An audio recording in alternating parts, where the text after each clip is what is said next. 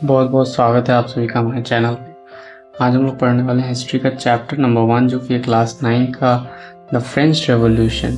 तो French revolution कैसे हुआ था, कैसे नहीं, क्या शुरुआत थी, सब हम देखेंगे। और बहुत जल्दी हम लोग अपने आप को बोर्ड पर शिफ्ट करने वाले हैं और अप्रैल से बैच स्टार्ट होने वाली, जिसमें आपको free notes, revision series, mind math series, सारे क्वेश्चन सब कुछ मिलेंगे। क्लास 9 और 10 दोनों को पूरी सोशल तैयार कराई जाएगी। तो आप अगर हमारे चैनल पर नए हो तो चैनल को सब्सक्राइब कर लीजिए। सबसे पहले आज शुरू करते हैं। तो फ्रेंच रेवोल्यूशन की शुरुआत होती है सबसे पहले 14 जुलाई 1789। इस डेट को हमेशा आप लोग याद रखिएगा, क्योंकि ये जो डेट है इसी दिन फ्रेंच रेवोल्यूशन की शुरुआत हुई थी। तो हुआ क्या था, 14 जुलाई 1789 सुबह क्या होता है कि जो सिटी थी पेरिस की, जो फ्रांस में, वहाँ पर एक र्यूमर फैल गई थी। और वो र्यूमर मतलब एक अफवाह फैल गई थी। वो र्यूमर ये थी, किंग ने ऑर्डर दे दिया है अपनी आर्मी को कि वो जाए सिटीजन पर ओपन फायर कर दे। तो होता क्या है, 7,000 मैन और वुमेन गैदर होते हैं, इकट्ठे हो जाते हैं और पीपल मिलिट्रिया बना लेते हैं। ये एक टाइप की मिलिट्री आप कह सकते हो, बट कोई स्पेसिफिक ऑफिशियल मिलिट्री नहीं थी। तो एक मिलिटिया बनाते हैं जो कि 7,000 मैन और वुमेन से बनी थी। ये लोग क्या करते हैं, बहुत सारे वेपन्स की खोज करते हैं कि अगर हमको हथियार मिल जाए तो हम सेना से अपने आप को बचा पाएंगे, प्रोटेक्ट कर पाएंगे। तो हंड्रेड्स ऑफ पीपल क्या होते हैं, बास्तील किले पास जाते हैं, जो कि राजा का सबसे मेन था। राजा सारे अपने हथियार, अपने जो भी उसका सैन्य बल था वो वहाँ पर रखता था। तो वहाँ पर जाते हैं और उसको तोड़ देते हैं और वहाँ से सारे प्रिजनर्स को रिलीज़ कर देते हैं। बट देखा जाए तो वहाँ पर सिर्फ और सिर्फ 7 प्रिजनर थे, यानी जो कैदी थे सिर्फ 7 थे। बास्तील किले में लोगों को कैद करके रखा जाता था, जेल टाइप आप कह सकते हो। और मैंने ये बताया कि डेस्पोटिक पावर ऑफ किंग, मतलब मेन पावर जो किंग की थी वो बास्तील किले में ही थी। अब देखिए क्या होता है कि पेरिस के बहुत सारे पीपल जो थे कंट्री साइड में प्रोटेस्ट करते हैं हाई प्राइस ऑफ ब्रेड के लिए। मतलब कि वहाँ पर काफ़ी सामान के प्राइसेस बढ़ गए थे, टैक्सेस वगैरह इम्पोज हो गए थे, जिसकी वजह से लोग क्या करते हैं, प्रोटेस्ट करते हैं, क्योंकि उनको इतनी महंगी चीज़ वो अफोर्ड नहीं कर पा रहे थे। तो वो लोग क्या स्टार्ट कर देते हैं, प्रोटेस्ट करना स्टार्ट कर देते हैं। अब बात आती दाम बढ़ कैसे गया, प्राइस बढ़ कैसे गया, क्यों टैक्सेस लग गए, तो ये सब अभी हम आगे चीज़ें देखेंगे।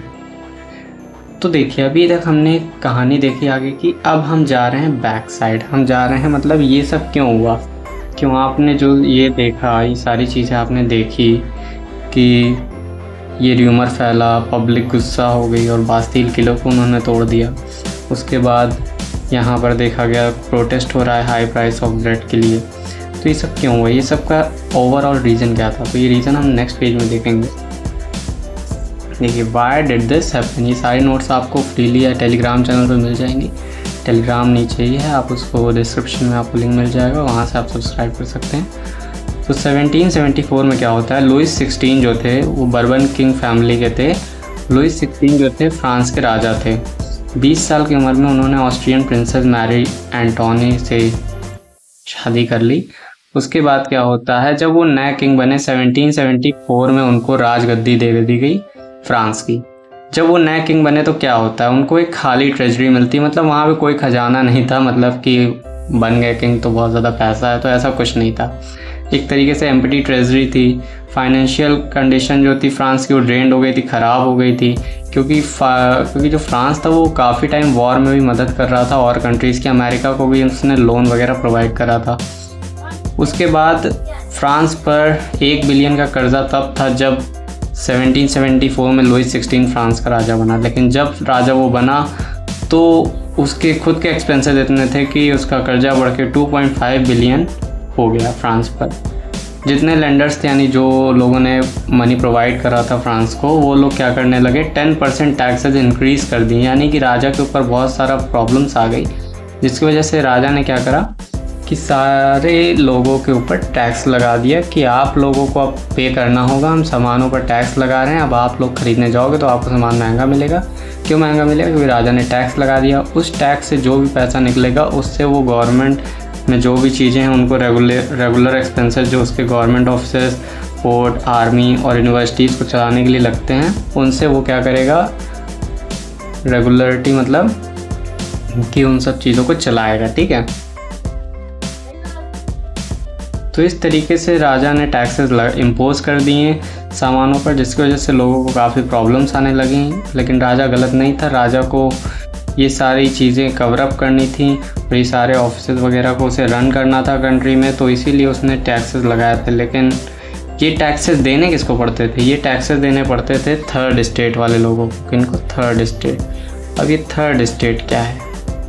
यहाँ पे एक न्यू टर्म आया, थर्ड स्टेट पीपल। ये क्या है थर्ड स्टेट? तो आपको अब यहाँ पे समझना है, जो फ्रेंच सोसाइटी थी वो 3 पार्ट में बटी थी। कितने पार्ट में? 3 पार्ट में। पहला क्या था? पहला क्लर्जी यानी कि चर्च के लोग, जिनको फर्स्ट स्टेट कहते थे। नोबिलिटी यानी सेकंड स्टेट, यानी नोबल यानी राजा के ख़ानदान के। इन लोगों को बचपन से प्रिविलेजेस यानी बर्थ से इन लोगों को क्या एडवांटेजेस थी कि मतलब आपको सुपीरियर माना जाएगा, आपको टैक्सेस नहीं पे करने पड़ेंगे, आपको कंसेशंस मिलते रहेंगे, आपको बहुत सारी चीज़ें मुफ्त मिलेंगी, आपको कोई भी मतलब टाइप का प्रॉब्लम फेस नहीं करना पड़ेगा और कुछ भी सेक्रीफाइस नहीं करना पड़ेगा। ओवरऑल बोलें तो ये डोमिनेंट क्लास थी फ्रांस के, ये 2 स्टेट।